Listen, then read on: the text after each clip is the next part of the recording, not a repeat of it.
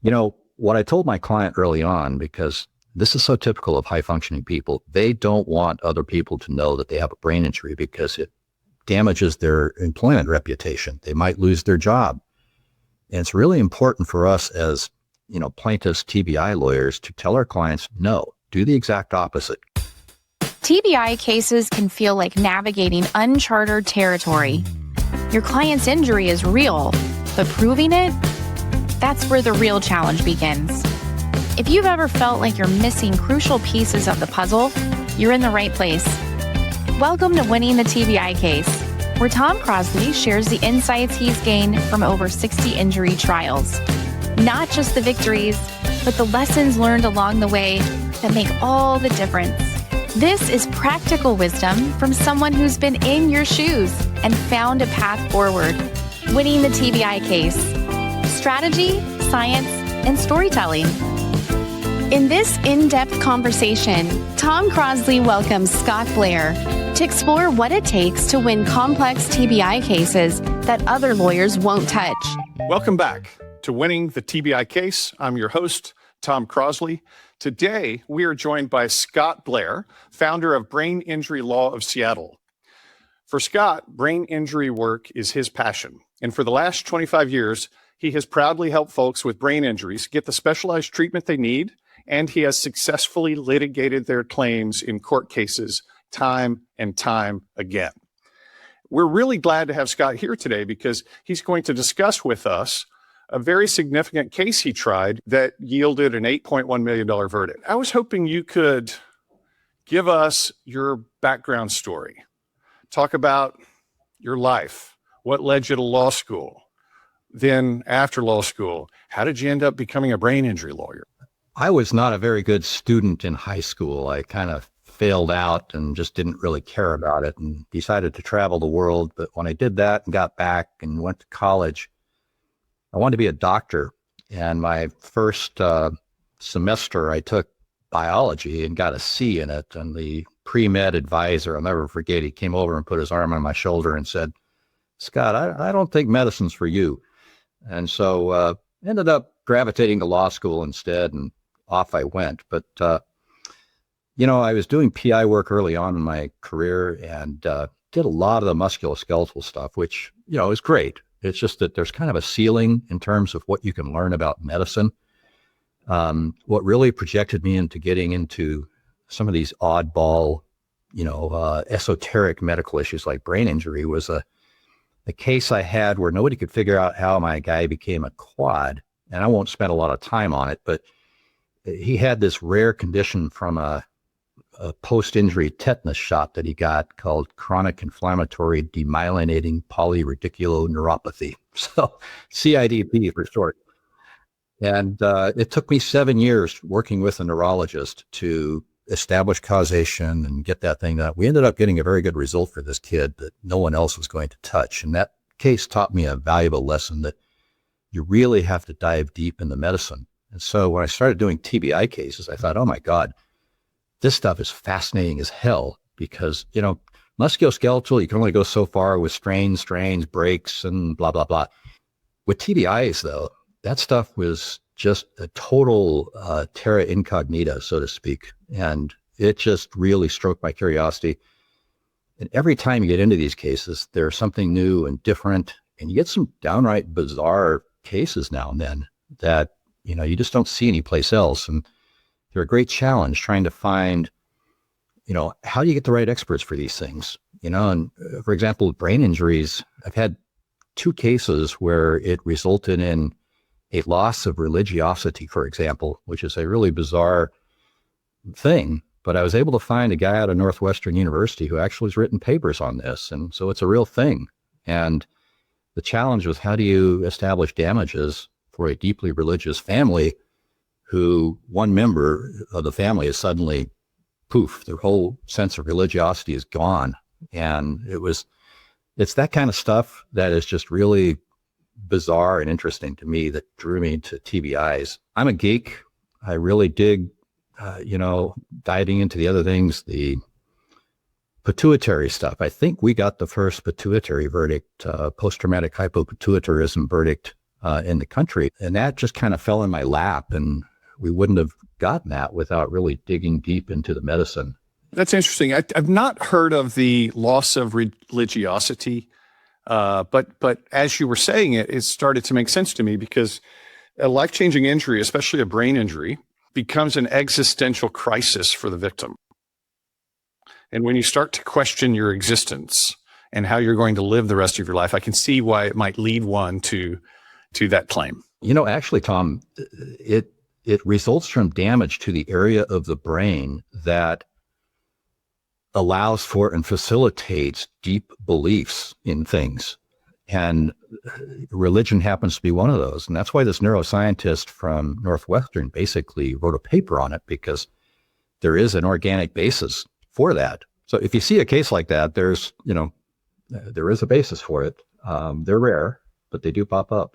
Yeah. So I think there are three things that separate really great lawyers from good lawyers. One of them is being willing to learn the medicine inside and out. The second one is being willing to learn the client and their experience inside and out.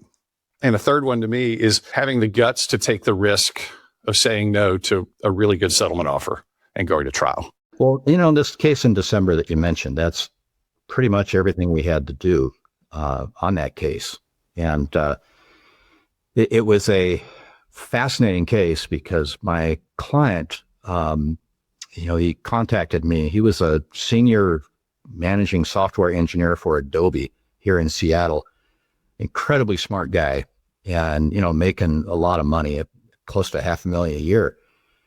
And he was still working, but he went into a local medical day surgery facility called Proliance here, and Proliance has about 120 DBAs in different medical clinics. So it's a large medical entity here in the Puget Sound area. And he went in for shoulder surgery just from skiing a lot and that kind of thing. And the surgery went fine. There was no problem with that. But they had him in the OR. He was unconscious. He was in what they call a beach chair, where they kind of elevate you up a little bit so the shoulder can, the surgeon can get access to the shoulder. And so the surgeon, after getting done with the surgery, leaves the OR, and there's 4 people left in there. There's an anesthesiologist, a surgical tech, a circulating nurse, and a scrub tech. Somehow, they have 3 straps on this guy to keep him in his chair, and somehow all the straps were taken off, and everybody turns away, and he kind of lurches forward and falls off and lands on his head. And so he winds up with a TBI from smacking his head. Is he still under anesthesia at this time? Yeah, still under anesthesia. So he knows nothing about what's happening. No, he knew nothing at all. And in Washington, like most states, there's a statute that allows for medical organizations to do a quality review, and that's all privileged. You can't ever get it. And so what did these people do? They basically did no chart notes. The physicians had a couple chart notes, but none of the nurses did talk about how it happened. And so it was a big void. And so when my client came to me, he just said, they said, well, a mistake happened. And fortunately, my client's wife, when they called her to say, hey, we got to take your husband to the ER, she had the good sense to turn a record on. And we ended up getting the director of the facility saying, yeah, we screwed up, and, all that good stuff. And so it told us a little about what was going on. So fast forward, we wind up filing suit. So my client had a significant TBI. He treated for, probably 2.5 years before we filed. And his neurologist put him on, part-time disability. He was only able to work 30 hours a week, where previously he worked 50. He was, still able to do software work, but rather than managing a team of 250, they kept reducing his team, and because he just didn't have the bandwidth or the capacity. And, in the software world, if you aren't 100%, you're going to fall behind real quick. How old was he at the time of the injury, if I may ask? He was 52 at the time of the injury. So at the top of his game, and, he would have gone on to become a director or probably a VP, making over $1 million a year at Adobe. And so this really affected him. And all the symptoms of TBI. I mean, he had all of them in spades. So how long after his injury were you retained? Well, he had a prior attorney who was not experienced with TBIs, and she had that case for about close to a year. And then he brought us on, and we had to kind of clean up a little bit of the aftermath because the prior lawyer sent him off for a bad neuropsych that ended up becoming the centerpiece for the defense. So I was hoping you could, as you approach getting this case to trial, you could tell us what were the things that were most important to you after getting this case a year or so after injury to make sure they were done, to set yourself up as well as could be for the trial that might be coming down the road. For purposes of the objective evidence, one of the things we do in every case, as you probably do, is send people out for, enhanced imaging. And I like to get, 4 or 5 different types of enhanced imaging so that, we've got 3 or 4 or 5 different ways of, or rather convergent validity is, I guess, the term that is used for it. So we sent our guy out for DTI, ASL, arterial spin labeling, of course, the usual volumetric analysis.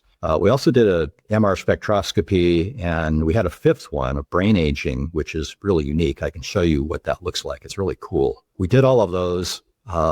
They ultimately all came back positive, and the beauty of them is that we were able to take the ASL, for example, and some of the DTI and show that there was a very distinct coup contra coup pattern of hypoperfusion in gray matter from the left side of his head where it hit on the floor to the occipital lobe, in the back. So real nice coup contra coup. That kind of sealed the deal. But then we didn't stop there. He had sleep problems post fall, and we know that getting a polysomnography can give you really good objective evidence of brain damage if they can, show that the hypothalamus was involved. So we had him do a really involved sleep study, and our sleep neurologist, really great guy, he's very knowledgeable about TBIs and sleep problems. He pretty definitively said, yeah, all of this stuff shows that he had definitive sleep problems, sleep apnea, which comes from neck and TBI. And so we were able to do that. And then the other thing we did was vestibular. We sent him to Dr. Giannoli down in New Orleans, who I think is one of the top people in the country for assessing, vestibular problems. And he did a hell of a job with the hearing and vestibular. Our guy's vestibular had improved, but Dr. Giannoli was able to definitively show through an MRI how he had nerve damage to the second cranial nerve, where it was compressed and it took away hearing in one of his ears and the ability to process conversations in a room, which helped explain why our client couldn't sit in a meeting and listen to multiple voices at once. It was just too much for him. We had all these different objective things we put together that made it incredibly difficult for the defense to do the usual stuff they do, oh, it's all in your head, or it's, mommy daddy issues from, 50 years ago that are unresolved, and other stupid stuff like that. You've got a lot of different experts. You've done a lot of different advanced testing. Are these being done as treating physicians in a clinical setting, or are these retained experts from the outset? Part of them were retained, and we had 2 treating neurologists, one of which requested the DTI.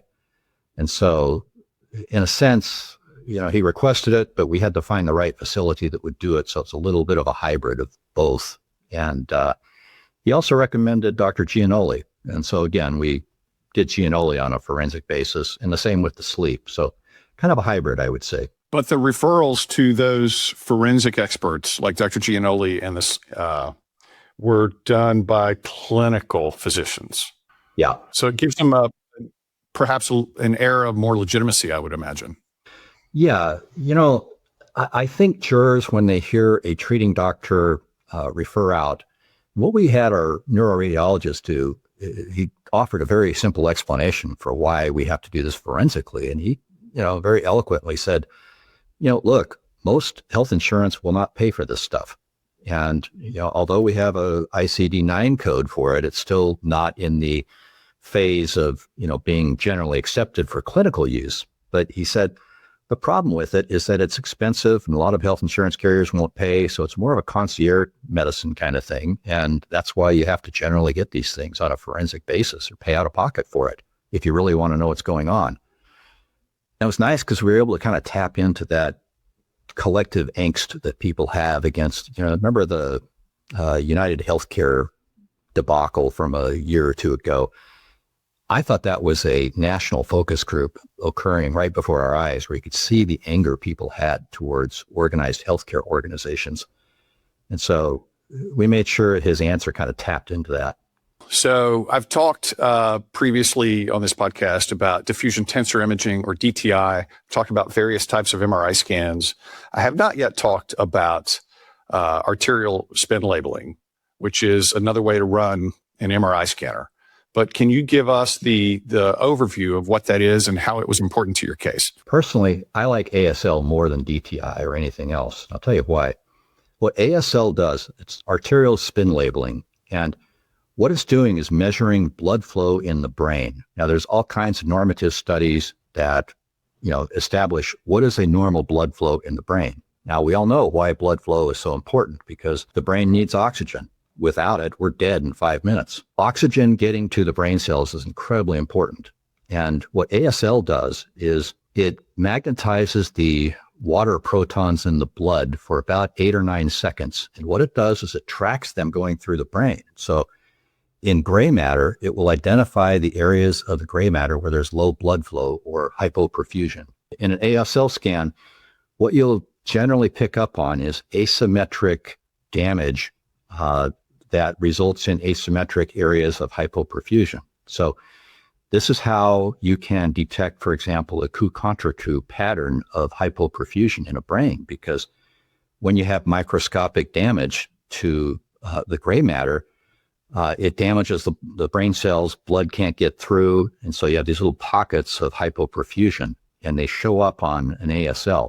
With ASL, what's important to remember is in enhanced imaging, there's 2 ways to look at enhanced imaging. There's a qualitative evaluation, which is what the radiologist does by looking at it with their eyes. And ASL, it does have both capacities, qualitative and quantitative, which is using post-processing software to evaluate it. Now, a qualitative evaluation, most MRI centers have ASL. The problem is that it's not favored so far for use in TBIs. It's mostly used in strokes and tumors and things like that to determine what kind of blood flow is there. However, it is becoming more and more used in TBI. There's a lot of papers that are saying we need to use this stuff in TBIs. And so I can show you an example of a, qualitative ASL scan, and then, a quantitative one is much more detailed, and that's where you start to see the real patterns that show up. Is it the same neuroradiologist that's ordering the MRI, the DTI, that's doing the ASL as well? Yeah. And is it all part of the same scanning sequence, or is it a separate trip for the patient? Yeah, it's all the same scanning sequence. The idea is to get a person into a machine that has all of these post-processing packages. The radiology facilities don't always have all of these because they cost money and they have to have licensing. But if they get them all, they can then advertise it. But I'm a big fan of ASL.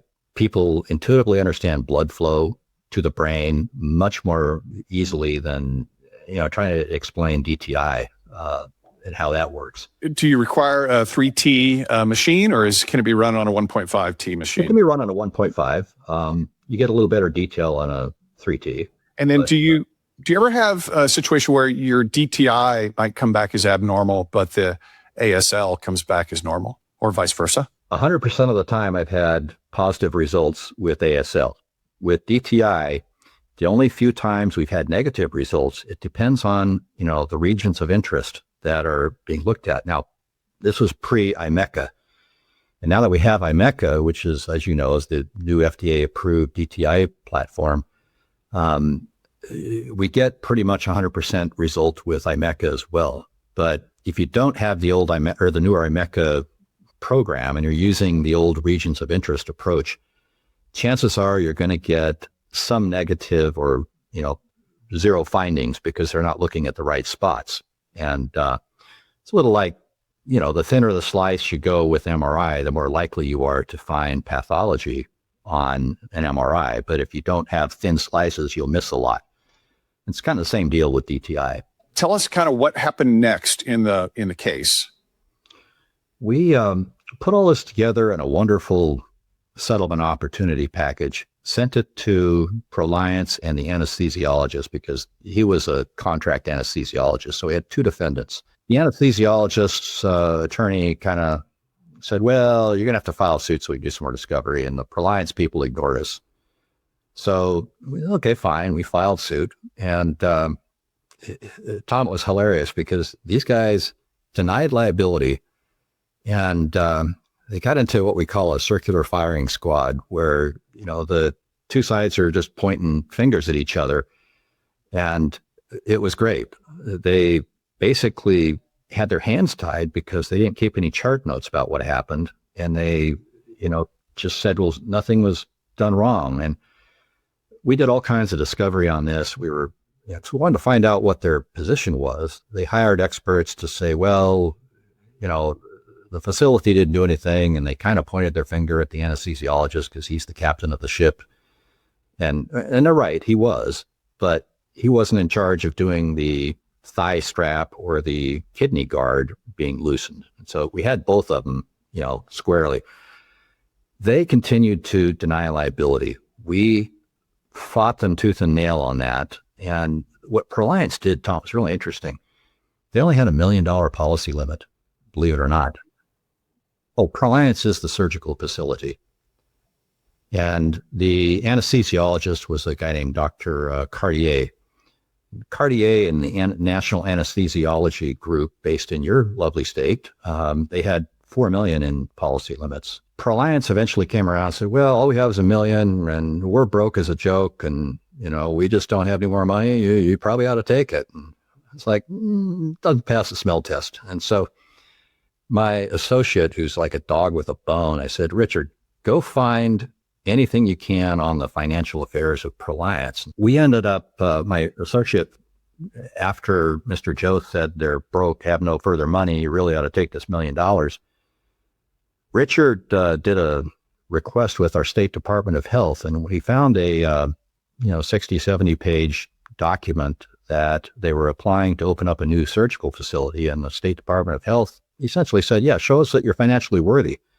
So they had a CPA validated audit of their financial affairs. They take in $500 million a year, and they had huge assets. But what they did was they just thought if they insured each of their sub entities, 122 of them, with a singular $1 million policy each, then plaintiffs' lawyers, hey, they'll take that $1 million and they'll go away. We'll be fine. Don't worry about it. And so we got that and we tossed it back at Jost and ProLiance and said, nah, you guys are lying to us. And not Jost. Jost, I don't think knew. I think that ProLiance was not probably giving him the full facts. So we ended up just telling the pound sand, we're going to trial. And as we got close to trial, the anesthesiologist finally, threw the towel in and said, hey, here's our $4 million. And we made a tactical decision to accept their $4 and then just go ahead and go against ProLiance individually. And that resulted in the $8.1 million verdict. What should we understand about medical malpractice law in Seattle to better understand your case? There are no caps generally. They tried it back in the 80s with tort reform, and our state Supreme Court said, nah, it's unconstitutional to have caps. And so we've never had them since then. There's a few advantages the med mal people have. For example, if there's a big verdict, they can file a motion with the court to have it paid in installments over time, as opposed to having to pay it all at once.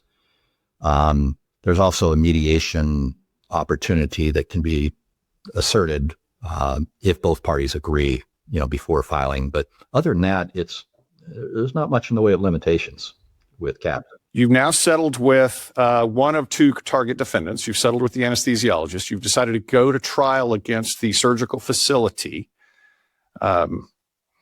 and pick up the story there. and help us understand also the lessons we as TBI lawyers can learn from this trial. Well, first off, when you have a high functioning individual like my client, a guy who's really smart and is still working, albeit 30 hours as opposed to 50, the defense and the insurance carriers love to say in TBI cases, there's no brain injury here. I mean, look, the guy's still working. He's not sitting in a corner drooling, so he must not have a brain injury. And the thing about high functioning people is that we have found through numerous focus groups that if you have a high functioning individual who is really smart, makes a lot of money, jurors are willing to give big verdicts because they see that this person using their brain and having a brain injury is going to result in bigger damages. But you have to overcome all of the noise that the defense generates about how smart they are. So, for example, they will get employment files and they harp on the employment files and how they're getting good reviews. They're not getting penalized or punished. And, you know, what I told my client early on, because this is so typical of high functioning people, they don't want other people to know that they have a brain injury because it damages their employment reputation. They might lose their job. And it's really important for us as, you know, plaintiffs, TBI lawyers to tell our clients, no, do the exact opposite. Go tell them, I have a brain injury, because now you're protected under the ADA. They can't just go ahead and dump you. And then all of a sudden, if they know that you have a brain injury and they start to accommodate you, this all finds its way into the employment file. And how do you think that helps at trial? A lot. And, you know, when you have issues like light sensitivity, sound sensitivity, and they're not able to do meetings, you start to talk to some of the co-employees and you learn some really interesting stuff. You know, in our trial, for example, there was a very loquacious fellow from France who was kind of hard to understand, but he worked for Adobe and he loved our client. He came in and said, oh, yes, I can't even imitate his accent, so I'm not going to try it. The employer knew about Jason, and they really went out of their way to, you know, accommodate him, but they started pulling big projects away from him, and that's all reflected in the file. So this set us up for a really nice, I hired a really good vocational guy who here in Seattle, who's very used to dealing with high functioning tech people. And he did a masterful job of talking about how he would have progressed on to making $1 million a year, and the economic losses were enormous here because of this brain injury. And you just don't survive in the high tech field with a brain injury. There's always wolves nipping at your heels. You know, if you don't have your game 100%, you're going down. One thing I really recommend to any of your people listening to this or watching this is embrace the brain injury and convince your client to go to their employer and just tell them, look, you know, here's what's going on. And because otherwise, if you don't tell them, what are they thinking? They start filling the gaps with their own thoughts. Like, this guy's not very smart, or he's slacking off, or she's, you know, blah, blah, blah. They come up with all kinds of internal excuses that damage your client, might find their way into their employment file. So just be honest about it. What were some of the other key defense narratives, and how did you overcome them? The key defense narrative in this case revolved around the early neuropsych evaluation that was done. Now, here's another nugget I will pass on to whoever, you know, is listening to this. I personally do not like neuropsychology. I will never send a client to a neuropsych if I can help it. Now, if I inherit a case where they have been to one, okay, we can deal with it. But the prior lawyer, who had no real experience in TBIs, sent him to a local outfit that ran him through. It was a workers' comp rehab place. And they had just hired a brand new neuropsychologist with, you know, 6 months of experience. And this guy does a exam on my client. And, you know, you're familiar with premorbid capabilities. And he didn't properly measure my client's premorbid estimate of intelligence. And so it looked like my client aced all of these tests. And he said, there's no problem here. You know, this guy must have depression or other problems. And so that became the centerpiece of the defense case, that a treating neuropsychologist, you know, we didn't hire him. He's unbiased. Look what he said. Well, one of the things that I would really encourage people who, if you are stuck with a neuropsychologist, take advantage of the limitations of neuropsychology. Okay, you mentioned the defense hired a neuropsychologist, a PhD named Summer Rollin. She's actually based here in San Antonio. I've had her on a few of my cases, but I haven't gone to trial on any of those cases. I'd like you to talk about how you took on her opinions in this case and how you were able to show that her side was wrong and your side was right. What we did with her is, I started out with ecological validity, because with her record review where she says that, my client was doing really well, he tested well, et cetera, we wanted to illustrate the difference between what my client's work environment was like with, working in a busy office versus being tested in a quiet clinical setting. And so we started with this, and we just kind of went through and, tests are done in ideal conditions. She agreed to that. Tests are done in a structured way, and they don't reflect real daily life demands. She agreed with all this. And ultimately, we came up with this. It's the ideal versus the real. And that was a moniker that we used for her. And then we, took this exhibit here, and I said, so ideal testing conditions are kind of like what we see on the left. Is that correct? Okay. And here's a typical high-tech office, on the right. And so one of the questions we asked her was, I basically said, so doctor, if you were to give these tests in this real world setting, what would the results be? Well, we can't, because it would invalidate them, and they're not normed for this kind of setting. Okay. So in other words, you can't tell this jury how he would have functioned in this environment, only in this one on the left. Is that right? And, and the point was made quite clear, I think, for her. And this, he had a problem with meetings, and we wanted to highlight this too, to show how there is just a lot of stuff going on in meetings. So she agreed with all this, the ideal versus the real, and it worked out very nice for the jury. We then focused on Lizak's book a little bit about premorbid intelligence and how a person with, I blew this up, because our guy was a software engineer. I got her to agree that Lizak was one of the kingpins of neuropsychology. And so for a person who writes software programs, they're very superior premorbid intelligence. That's the highest you can get. And in this case, the Neuropsych only had him as, above average. And so she had to agree that, and then we talked a little about, this is from Bigler's paper, which I love. He shows the advances of, the relative lack of advances in neuropsychology. They're the same after 84 years. And with neuroradiology, he shows how it's advanced over that time frame dramatically, but neuropsychology has stayed stagnant, hasn't budged. And she was trying to weasel her way out of that, but I think the point was made clear to the jury that neuropsychology is a soft science that isn't going anywhere or isn't moving, really. So you've talked a little bit about your attack of the defense neuropsych. What else do you think was like a watershed moment in this trial?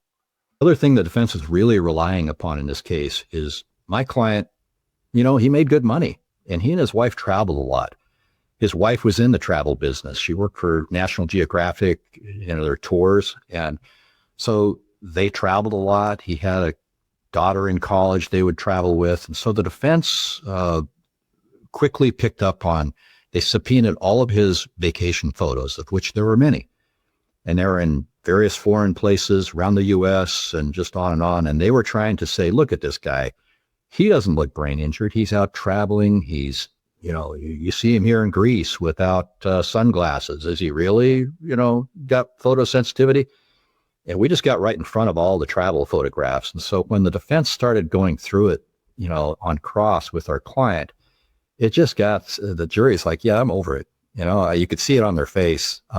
Big deal.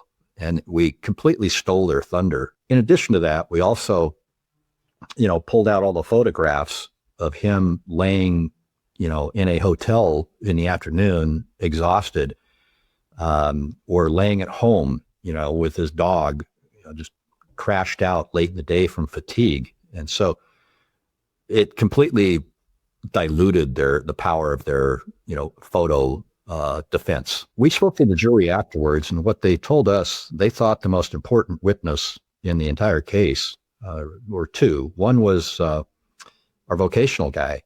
They said he really put everything in perspective from a numbers standpoint, how this guy's going to be affected in his career. And the other one or two was our speech language pathologist. She was amazing, and she's been doing this for 25 years. Unlike neuropsych testing, as you know, SLP basically deals with real world stuff. They test you in a real world environment, unlike the neuropsych where it's the ideal environment. And so we were able to bookend the SLP with the neuropsych and show how it was so much more valuable in terms of testing real world stuff. And she saw him 20 times versus the one time, with the neuropsychs. Let's talk about the closing argument. Tell us about it. How much did you ask for? Did you suggest a dollar amount? Did you come up with various models or mechanisms by which a jury could get to the number you wanted? We had a little bit of a tough jury panel because there were so many medical people on there, and I don't know how we ended up with so many, but a lot of them were, a little more tied into actual numbers. And so, Courtney basically went through the closing and, she talked a lot about the human stuff. And then when we got to the numbers, the 30 to 50 million, she talked about the value of a healthy brain and how does that affect a high functioning person like our client and his wife? How's that? One of the things we also harped on very heavily was the future risk of dementia and Alzheimer's. And our neuroradiologist happened to have a lot of specialty in that area and was able to talk about it. But in Washington, we get damages for the fear of, a potential thing like Alzheimer's coming without having to prove the actuality of it.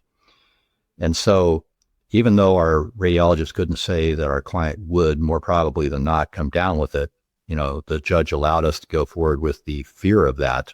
And Courtney harped on that pretty heavily because we know from focus groups that is a huge fear factor for jurors. And I would really recommend anybody doing a TBI case to get into that, because even a mild TBI, you're 6 times more likely, to come down with Alzheimer's. But in closing, I think after they realized just how strong of a case we put on, their number went up to like 800,000. And I could tell they were struggling with, on the one hand, 30 to 50. And this is the age-old struggle defense lawyers have is, do you stay really low and try to anchor it down and piss the jury off? Or do you try to appear reasonable and come in somewhere in a mid-range? And so they were really in a box. And I think that was why they came up with the number they did. And, the jury deliberated for about 2 days. And the number they came up with, they said, was largely based upon the vocational experts' estimates along with the general damage stuff. We obviously wanted a bigger verdict, but, the amount of the verdict, the way it turned out, it was pretty much collectively, everything we collected was, essentially what our original demand was. And I thought it was, for our client being essentially told you're full of crap, you don't have a brain injury, this and that, having the validation for him was enormous. He really wanted that. And ironically, my client, just kind of got let go from Adobe because of the TBI.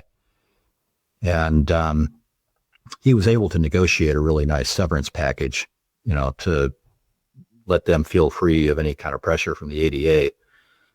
But, the moral of the story, or the happy ending on this one, was he got a nice verdict. He's set for life now and doesn't have to worry about trying to compete for a high-tech job when he knows he's not going to be competitive for it. What were the biggest lessons you learned from this trial that you think would be important for lawyers around the country to know?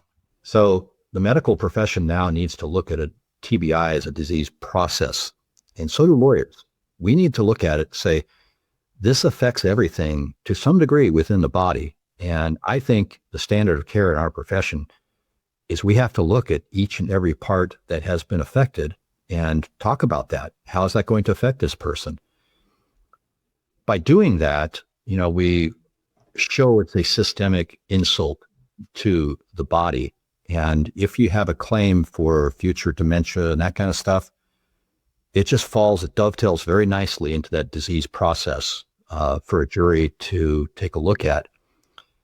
We know from juries, doing focus groups and talking to jurors in these cases, that people now are pretty sophisticated with their knowledge of TBIs. The NFL has done us a solid in terms of talking about CTE, even though that's a different type of brain injury, but they don't necessarily differentiate the two, CTE from a TBI. And in a juror's minds, they're really very similar. So talk about the totality of the effects of a TBI. Sometimes it's not possible, but I would say find the top 2 or 3 objective measures. And then the other thing is before and after witnesses. You're well aware of those. And I think any good lawyer knows the value of before and after witnesses. I think they're probably the most important witnesses in the case because jurors get it. You don't have to convince them of, too much. They'll subject it to the BS test. If what they're saying sounds true, then okay, cool. Then all this high level scientific medical stuff coming in is just backing up everything the witnesses are saying. And I think it's a real beautiful interplay. The last thing I'd say is, with all this advanced neuroimaging, I didn't show you some of these really cool things, but good visual imagery of the brain damage is enormous because the jury afterwards just said, it was too complicated. Just show us a visual representation of what you're talking about. Let me real quickly explain. This is used against a normative database of about 40,000 people with, I believe it's Volbrain, the base they use. But by taking the normative database and then looking at the volumetric findings in my client's MRI that he had, along with everything else, our neuroradiologist was able to take this and in the areas in red show where, if you see up on top here, he was 54 at the time this image was done. And so when you see the areas down here in green, some of the areas of his brain, were below the normative age for him. Other parts in the deeper red were more closer to 60. So parts of this guy's brain, and this is the contracute portion that you see right here. So he whacked his head right here. And on the contracute portion, we see significant areas or pockets where his aging is well above what it should have been. Now, this is a normal ASL. Now, you see, for example, I'll stop it right up here. And on the top, you see this scale of colors. So a nice red, that's robust. That means you got really good blood flow. That's 100 milliliters of blood flowing per minute. And as it goes down to green and into the purples, those are the areas where there's low blood flow. Now, this was a sample of what a normal brain probably looks like. It's fairly robust with blood flow. And so, all right, let me stop this. And here's what our clients basically looked like. And you can see the blue up here in the 20s. The blood flow to the gray matter of his brain was substantially reduced.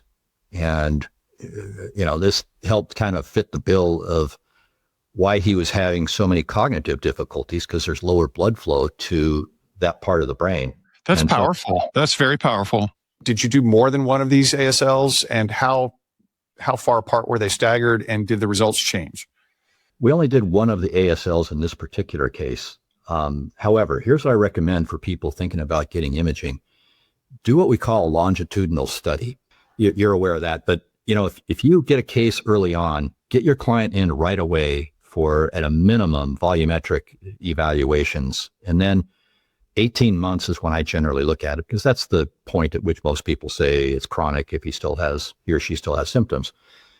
By getting a second MRI, now you can show the loss of volume between those 2 points in time, which is always going to be vastly more rapid than what you see with natural aging. It just kills the defense argument that, oh, maybe this is just due to such, blah, blah, blah, blah, blah.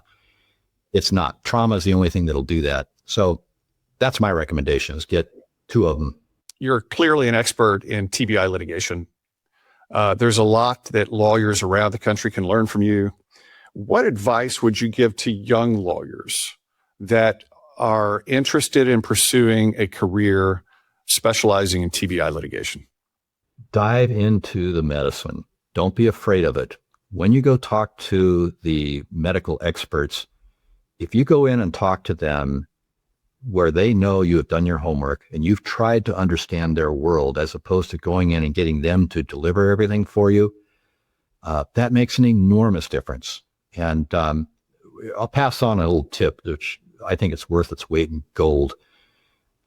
When you look at the medicine, before you ever file your case, I like to do what I call oral medical reports. I love these because what it is, you take a little electronic dictaphone kind of thing and you do your phone. There's all kinds of ways you can do this, but go into the doctor's office and buy an hour of their time and, doc, I want to understand what's going on here, and talk to them first and have them state their opinions. Then you say, doctor, it'd be really helpful for me to, if I could just record our conversation, have you tell me everything again. By recording it, what I'll do is I will have it transcribed and I'll send it to you to look at, make sure it's all accurate, sign off on it. It's like a deposition without the defense lawyer there. And here's what happens. The magic of one of these things is the minute they see that recorder, sit there between them, they kind of straighten up and, they get ready to perform for you. And, they will start saying stuff that you will never get by asking them to write you a narrative report or anything like that. They hate that stuff. The other thing I'd say real quick is go to your client's house, meet with your client. Do not sit in the comfort of your office and think you understand your client, because that ain't going to happen, man. Go out and spend a day with your client and watch how they function in their house. Look at all the compensatory strategies they have existing in their house. Are there Post-it notes all over the kitchen, in their home office? Listen to what the family members say. Talk to the spouse. I think the spouse is the most powerful witness in these cases, but do it without your client being present. And they will say stuff to you that will blow your mind. And some of the most poignant moments in any of my TBI trials are always the spouse talking about how the person that left that morning to go to work, they left as one person. They came back a completely different person. And I have a new person in our marriage here, and it's really hard to adapt to that new person. I still love him or her, but man, I'm not getting used to this new person. It's like a threesome, and that stuff is powerful. Our brain is the house of our consciousness. It is who we are. And I think in TBI cases, we really have to emphasize how if you are 50 years old and you get a TBI, you spent the first 50 years of your life developing this personality, who is essentially you. And the TBI alters the organic chemistry, the physical structure of the brain, to the point where our personalities then get altered. Our spirit knows who we are, but you can't get that person back. And not only does the spouse have to deal with this new person, or the family members, but the plaintiff has to. And that is really, really hard to alter all that, and I think jurors get it. So I could go on and on and on. I love this stuff. Hey, thank you. I've gotten so much out of today's interview, and I hope our listeners will as well. If they need to reach you, what's the best way for our listeners to reach you? They can email me, scott@braininjurylawofseattle.com, and happy to chat with whoever. That concludes this episode of Winning the TBI Case, Strategy, Science, and Storytelling. I'm your host, Tom Crosley. A special thank you to our guest, Scott Blair of Brain Injury Law of Seattle, for sharing tips from his recent $8.1 million verdict in a TBI case and strategies that he uses in TBI cases. If today's episode helped you see your current case in a new light, Share it with a colleague who's facing the same challenges in a case. Subscribe wherever you get your podcasts and join our community of trial lawyers who refuse to settle for average results. This has been Winning the TBI Case. Strategy, science, and storytelling with Tom Crosley.